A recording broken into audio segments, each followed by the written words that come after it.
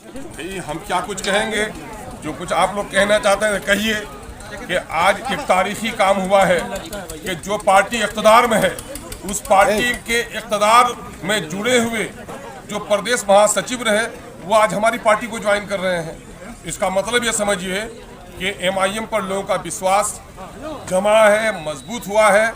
और अब्दुल रहीम उर्फ हैबर बाबा ने MIM की जो कारकर्दगी देखी है, दूसरी पार्टियों में जाकर MIM के को तो कोई हैसियत नहीं, लेकिन सीमांचल को नज़रअंदाज करने का जो उन्होंने मंजर देखा है तो उनको इस बात का एहसास हुआ है कि अख्तरुल ईमान जो सीमांचल के साथ नाइंसाफ़ी की बात करता है उस बात में हक है और सदाकत है। इसी सदाकत ने उसको MIM से रिश्ता जोड़ने पर मजबूर किया है और MIM ने ऐसे इनकलाबी साथी को एक बेहतरीन मुकाम देने का फैसला किया है। चुनांचे हम मुबारकबाद देते हैं जनाब भाई इसहाक साहब को कि उन्होंने अपना कायम मकाम उन्होंने बनाया और किशनगंज से निकलकर पूरे बिहार में काम करने का उसने अज़्म किया है। और किशनगंज की कश्ती का पतवार या कहिए माझी आज जनाब भाई इसहाक साहब की तरफ से इनका नाम पेश किया गया है और हैबर साहब जिनका नाम असल अब्दुल रहीम साहब है उनको पार्टी का प्रेसिडेंट बनाया गया है। हम ऐसे मौके से इन दोनों भाइयों को मुबारकबाद पेश करते हैं। साथ ही पार्टी ने और भी फैसला लिया है कि पार्टी के डिस्ट्रिक्ट यूथ प्रेसिडेंट की जिम्मेदारी अजीज़ी मुरसलीन बाबू को दी गई है और पार्टी के डिस्ट्रिक्ट प्रेसिडेंट किसान सेल की जिम्मेदारी अजीज़ी अमीरुल हक को दी गई है और दीगर जो जिम्मेदारियां दीगर लोगों को दी गई हैं। हम उम्मीद करते हैं कि बड़ी जिम्मेदारी के साथ इन जिम्मेदारियों का निर्वहन लोग करेंगे। Thank you sir. सर रहमत अली को जिला अध्यक्ष बनाया गया एक बार नहीं, सवाल ये पैदा होता है कि उनको दोबारा पिछले दिनों में चूँकि मुकदमात थे उन पर और जेल चले गए थे, वो पार्टी ने उनको सस्पेंड कर दिया था और अभी अदालत ने उन्हें बेल दे दिया है, इसलिए पार्टी फिर उनको उनके मकाम पर बहाल कर दी। सर इलाके के लोगों के साथ जो छल किया है, महागठबंधन हो या फिर भाजपा की सरकार हो, उसको भगाने की किस तरह की रणनीति? मैं कह रहा हूं कि इनके छल, जिनके नाइंसाफी की बात मैं कह रहा था, एक चीज अभी खुलकर सामने में आई है कि अभी जो जाति आधारित गणना हुआ है उससे मुसलमानों के साथ, दलितों के साथ क्या नाइंसाफी की है। नौकरियों की उम्र 20-25 साल 30 साल होती है और 33 साल से हुकूमत है राजद की, कांग्रेस की, जदयू की और भाजपा की। इन सबों ने मिलकर हमको लूटा है और सबका वादा झूठा है। ये है कि बिहार की 13 करोड़ आबादी में 2 करोड़ 31 लाख आबादी है माइनॉरिटी की और 2 करोड़ 56 लाख आबादी है हमारे अनुसूचित जाति के लोगों की। इन दोनों के साथ जो जुल्म इन लोगों ने किया है, एक ही आंकड़ा मैं पेश करता हूं, समय कम है, कि बिहार में सरकारी नौकरियां हैं 20,49,370, माइनॉरिटी का हिस्सा होता है 18% का हिस्सा होता है 3,66,000, उनको 1,72,000 नौकरी दी गई, 1,95,000 नौकरी से उनको महरूम रखा, इन्हीं लोगों ने महरूम रखा। उधर दूसरी तरफ अनुसूचित जाति के जो हमारे भाई हैं जिनको बाबा भीमराव अंबेडकर ने रिजर्वेशन दिया, इन लोगों ने कुछ नहीं दिया और उसके बावजूद भी उनकी नौकरी में हिस्सेदारी होती है 4,02,000 और उनको 2,91,000 नौकरी उनको मिली, 1,11,000 नौकरी उनकी भी खाली इन बेईमानों ने। तो आप ये बताइए किसने इंसाफ किया। दूसरी तरफ सीमांचल से बाहर नालंदा में, पटना के अतराफ में हमारे कमाए हुए पैसे, हमारे जनता के टैक्स के पैसे, सीमांचल में लगभग 1.5 करोड़ की आबादी हुई है, इस 1.5 करोड़ की आबादी का टैक्स लेकर ये नालंदा को दुल्हन की तरह सजा रहे हैं और हमको ये वीरान कर रहे हैं।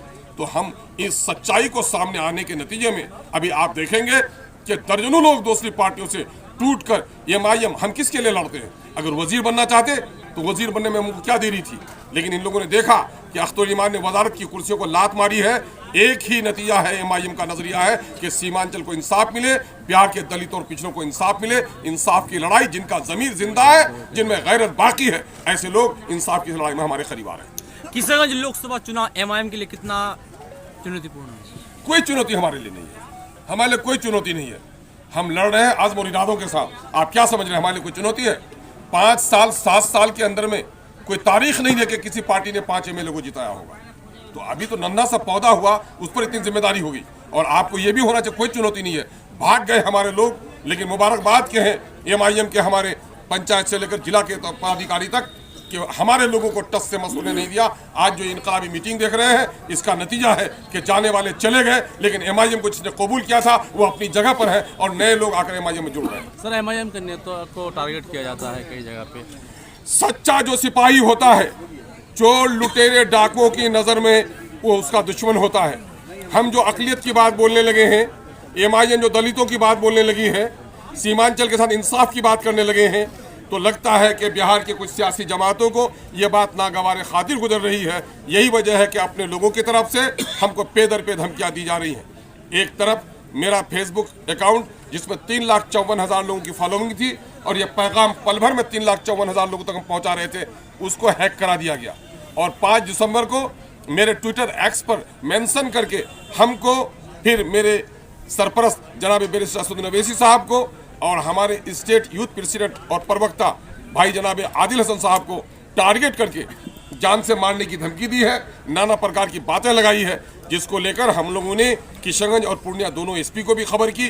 कोई अब तक ऐसे मुजरिम को गिरफ्तार नहीं किया गया है, जिसके नतीजे में DGP, IG सिक्योरिटी और सचिव क्या कहते हैं होम सिक्योरिटी को और बिहार असेंबली के माननीय अध्यक्ष महोदय को हमने जाकर लिखित दिया है कि हमारे दुश्मनों को जो लोग टारगेट करें उसको गिरफ्तार कीजिए और हम लोग की सिक्योरिटी फराहम कीजिए। चूँकि हम लोग घबराहट महसूस कर रहे हैं।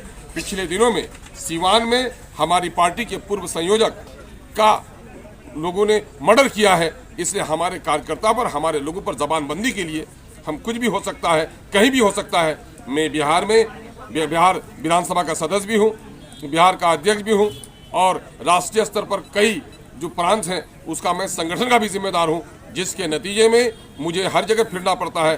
कब, कहाँ और किस वक्त हमारे साथ कोई अप्रिय घटना घट जाए, इसकी जिम्मेदारी बिहार सरकार को जाती है कि ऐसे लोगों को गिरफ्तार करे और पार्टी के हमारे जिम्मेदार साथियों के सिक्योरिटी को फराहम करे।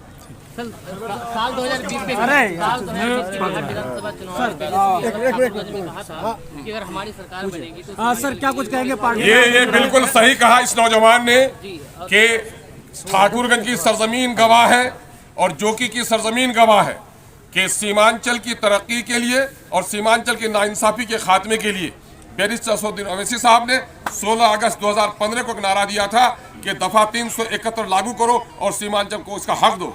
और यही बात है कि लोग हमारी तरफ मुतवज्जो हुए थे, तो लोगों को भटकाने के लिए वर्तमान समय में जो डिप्टी चीफ मिनिस्टर हैं तेजस्वी यादव साहब ने कहा था कि भाई हैदराबाद के भाई को बिरयानी खिला दो, रवाना कर दो और मुझे जिता दो, मैं जीत जाऊंगा तो इस इलाके के लिए दफा 371 के लिए हम बोर्ड गठन करेंगे।